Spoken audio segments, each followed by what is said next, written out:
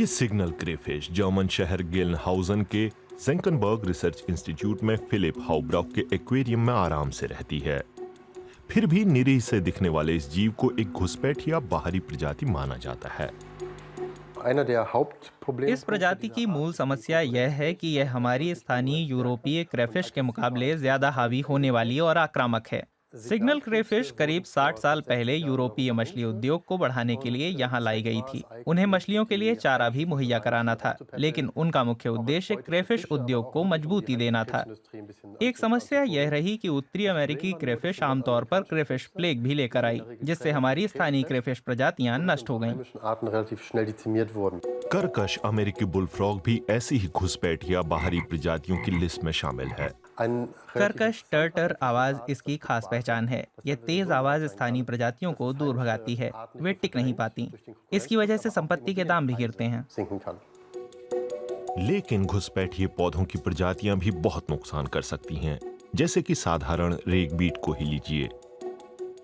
रेगवीट फसलों को नुकसान पहुंचाता है। यह स्थानीय प्रजातियों को खत्म कर देता है, क्योंकि यह खतरनाक खरपतवार तेजी से पोषक तत्व सोखता है। लेकिन रेगवीट इंसानों के लिए भी खतरनाक हो सकता है।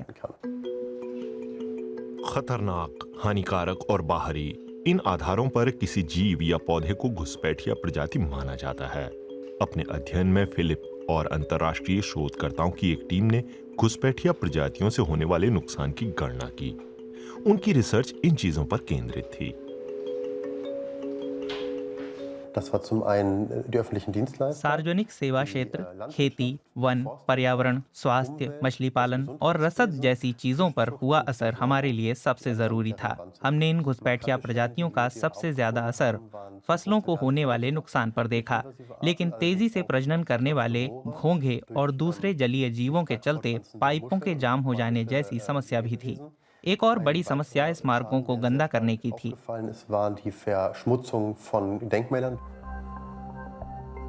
उन्होंने 1960 से 2020 के दौर पर नजर रखी और पाया कि इस दौरान घुसपैठिया प्रजातियों ने पूरे यूरोप में करीब 117 अरब यूरो का नुकसान किया और ये खर्च लगातार बढ़ता जा रहा है।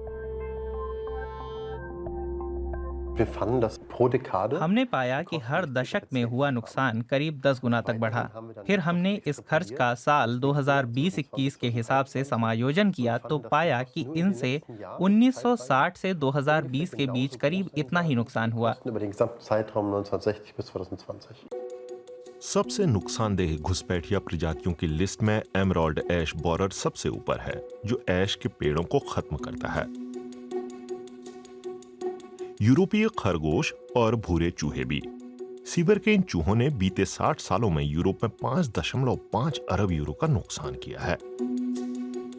लेकिन हर बाहरी प्रजाति से खतरा है, ऐसा भी नहीं।